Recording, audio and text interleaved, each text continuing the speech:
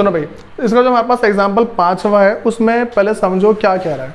Example number 5वें के अंदर कह रहे consider the number 4 to the power n। ठीक है, उसने बोला है कि जो मेरे पास एग्जाम्पल 5वां है ना, एग्जाम्पल 5th है, उसमें कह रहा है कि भाई इसको देखो एक बार तुम 4 की पावर n को देखो। ठीक, फिर कह रहा है कि where n is a natural number, कह रहे कि यहाँ पे ना तुम कोई सी पावर लगा दो, n के बदले तुम कोई सी पावर लगा दो। उसने बोला ना कि यहाँ पे n क्या है, यहाँ पे जो n नेचुरल नंबर है, नेचुरल नंबर है। ठीक है, तो कह रहे कि n की जगह तुम कोई सी पावर लगा दो। कह रहे कि चेक वेदर, कह रहे कि भाई फिर चेक करो, फिर चेक करो, check whether there is any value for n for which 4 to the power n ends with the digit 0। इसका पता है मतलब क्या है, कह रहे कि यहाँ पे ऐसी कोई सी n की वैल्यू है कि जिससे तुम इसको यहाँ पे रखो और जो 4 है ना वो मेरे पास एंड विद द डिजिट 0 हो जाए। भाई पहले मैं तुम्हें बताता हूँ number and with the digit 0 का मतलब क्या होता है। Number and with the digit 0, देखो number and with the digit 0 का मतलब मेरे पास हो जाता है कि एक कोई ऐसा नंबर जैसे मान लो 10 लास्ट में 0 आ रहा है, and with the digit 0 last में 0 आ रहा है ना, मैं बोल दूं ऐसे 700 लास्ट में 0 आ रहा है, 350 लास्ट में 0 आ रहा है, 400 लास्ट में 0 है। ये बातें पता लगी, कोई दिक्कत तो नहीं इसमें।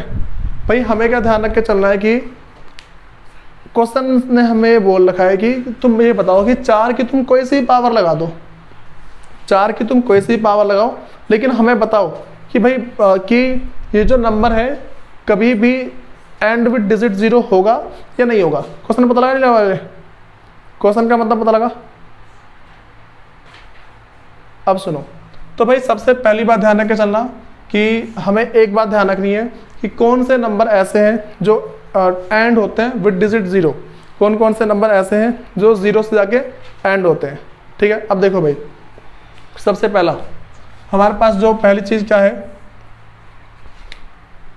चलो बता रहा हूं पहले मैं। भाई कोई सा भी नंबर जो 0 से एंड होता है उसका फैक्टर 2 और 5 होते जरूर है। अगर मैं उसका फैक्टर कर दूं ना, जो भी मैंने फैक्टर मतलब कि बताया था, जो फैक्टर जैसे मैं तुमसे ऐसे बोल दूं 20 है, ठीक है, अगर मैं इसका फैक्टर करता हूँ 20 का अगर फैक्टर करूँगा तो पहले 2 से जाएगा 10, 2 से जाएगा 5 और 5 से जाएगा तो 1। ठीक है, तो देखो 2 भी आ रहा है और 5 भी आ रहा है। तुम ना घर पे जाके कोई सा भी नंबर ट्राई कर लेना जिसके लास्ट में 0 हो, 2 और 5 आएगा जरूर। कोई सा भी नंबर उठाना उसका फैक्टर करना, लास्ट में 2 और 5 आता जरूर है। बातें पता लगी। अब सुनो भाई, तो हमें क्या ध्यान रख के चलना है, कोई से भी डिजिट मतलब कि एंड 0 पे तभी हो सकती है जब उसके फैक्टर कौन कौन से हो, 2 और 5 हो। बात समझ आ गई। तो हम लिखेंगे any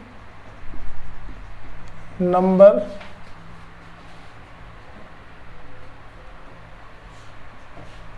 can be and with the digit 0 if its prime factor include 2 into 5, 2 into 5। ये बातें पता लगी। पहले तुम्हें ना हमेशा जब भी ऐसा क्वेश्चन आ जाए ना तो तुम्हें ये लाइन लिखनी जरूर है। अब मुझे बताओ जो 4 की पावर n है, अगर मैं 4 का फैक्टर करता हूँ सिर्फ 2 into 2 आएगा ना। अगर मैं 4 का फैक्टर करता हूँ तो क्या आएगा मेरे पास, 2 और 2, ये तो आ रहा है। देखो 2 तो आ गया, 5 नहीं आ रहा ना, 2 तो आ गया, क्या नहीं आ रहा मेरे पास, 5 नहीं आ रहा। तो क्या बोलूँगा वही यहाँ पे मैं कि 4 की power n do not have 5 as prime factor. ठीक है, 2 देखो इसके पास क्या है, जो 4 की पावर है 2 तो है लेकिन 5 नहीं है ना। बात समझ आ रही है, 2 तो है मेरे पास लेकिन 5 नहीं है, तो वही लिखा है कि 4 की power and do not have 5 as a prime factor. इसका 5 प्राइम फैक्टर नहीं है, तो लास्ट में लिख दूंगा so 4 to the power n can not end with end with the digit 0। ये बातें पता लगी भाई? आसान सा क्वेश्चन है तो भाई 3 से 4 मार्क्स जाता है। कर लो, सुनो डाउन।